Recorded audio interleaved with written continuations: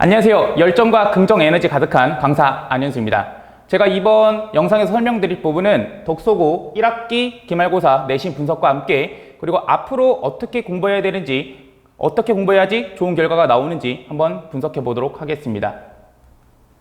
자, 일단 독서고 1학기 기말고사 문제를 분석해 보면 문항수는 총 20문항으로 100% 객관식으로 출제가 되었습니다. 자, 좀 더 자세히 들어가서 문항별 난이도를 분석해보면 상문제 2개, 중상문제 5개, 그리고 중문제 7개로 총 20문항 중 14문항이 좀 중난이도 이상으로 출제되어 학생들 입장에서는 좀 어렵지 않았을까라고 생각이 됩니다. 또 문항별로 좀 자세하게 들여서 가보면 일단은 분수 연산을 요구하는 문제들이 좀 많았으며 그렇기 때문에 좀 주의를 요하고 또는 빠르고 정확한 연산을 필요로 했으며 그리고 중간 난이도 이상의 문제들은 학교 부기제에서 모두 변형 출제가 되었습니다. 따라서 학교 부기제에 대한 정확한 학습, 즉 깊이 있는 학습이 되어 있지 않았다면 굉장히 좀 어려운 시험지이지 않았을까라고 판단이 되고요. 자, 그래서 학교 부기제의 문제들이 어떻게 변형됐는지를 좀 직접 비교하면서 한 번 더 설명드리도록 하겠습니다.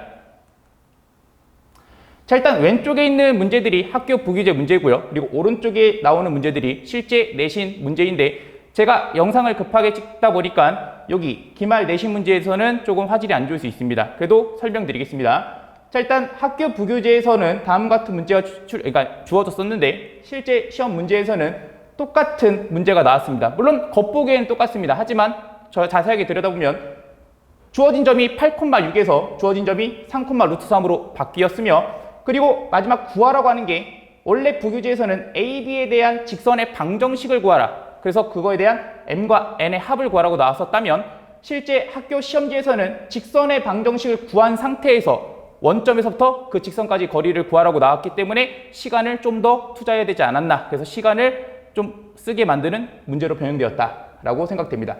자, 다음 문제 보겠습니다.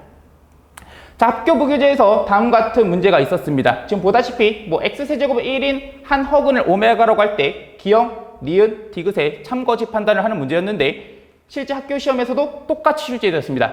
단지 기형, 니은, 디귿의 보기가 모두 달라졌으며 또한 실제 풀어보면 시간을 꽤 많이 투자해야지 풀 수 있는 문제여서 역시나 시간을 부족하는 문제로 출제가 되었다라고 판단이 됩니다. 자, 다음으로 가보겠습니다.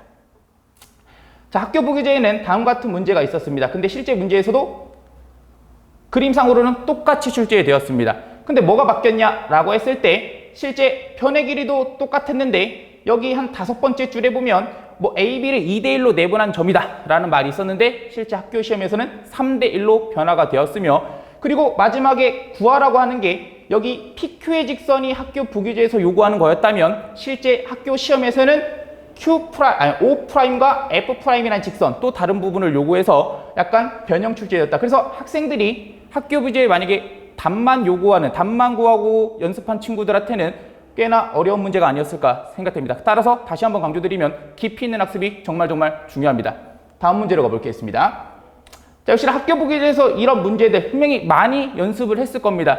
학교 부기제에서는 지금 보다시피 변의 길이가 나와 있었는데 실제 학교 시험에서는 절반으로 줄어들었으며 그리고 부교재에서는 넓이의 비율을 뭔가 물어보는 거였다면 실제 학교 시험에서는 넓이뿐만 아니라 어떠한 길이를 물어보는 즉 좀 더 집요하게 자세한 문제들을 물어보는 문제로 바뀌었습니다. 따라서 그냥 가볍게 역시나 공부한 친구들한테는 되게 어려운 문제가 아니었나라고 생각이 되고요. 다음 문제로 넘겨보자. 이 문제는 보통 애들이 어렵다고 판단되지 않았을 겁니다. 그냥 부등식 일반적인 가장 많이 나오는 필수형 문제이고요. 그게 변형되었는데 가볍게 차이점을 보면 여기가 등호가 포함되어 있었는데 등호가 빠졌고 그리고 정수가 4개였는데 여기서는 정수가 3개의 개수로 바뀌었다. 이 정도 차이점이어서 이 문제는 별로 변별력이 없었다라고 생각이 됩니다.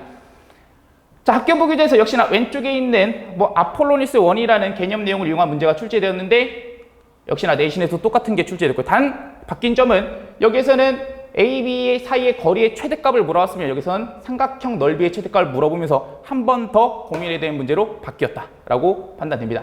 자, 다음 문제로 넘어가 보면 아마 이 문제가 가장 어려웠을 만한 문제가 아니었나. 실제 학생들을 가르쳐 보았을 때도 학교 부기에서 많이 어려웠던 문제로 그래프를 그려서 풀었어야 되는 문제인데 옆에 있는 실제 출제 문제를 보면 일단 형태가 바뀌어서 정리하는 게 필요했으며 역시나 그래프를 그려서 잘 풀면 되는 거였다. 그냥 단지 형태의 모양이 바뀌어서 조금 더 어렵게 보이려는 문제가 아니었나. 지금 보다시피 대부분 지금 중상 난이도 이상의 문제들은 다 학교 부기제에서 변형 출제가 되었습니다.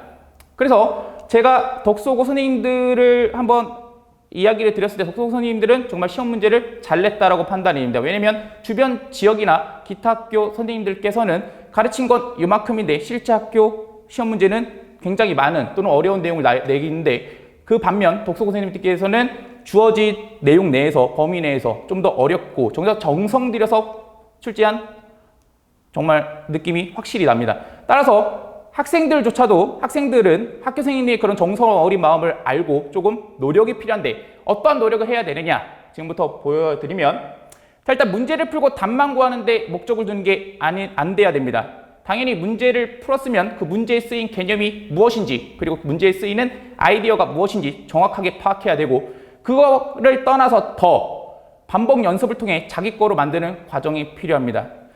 즉, 한 문제를 공부하는 데 있어서 조금은 악착같이 집요하게 깊이 있는 학습이 필요하다라고 설명드리고요. 그 공부를 하는 데 있어서 열정과 긍정 에너지 가득한 강사 안현수와 함께 하면 좋겠습니다. 감사합니다.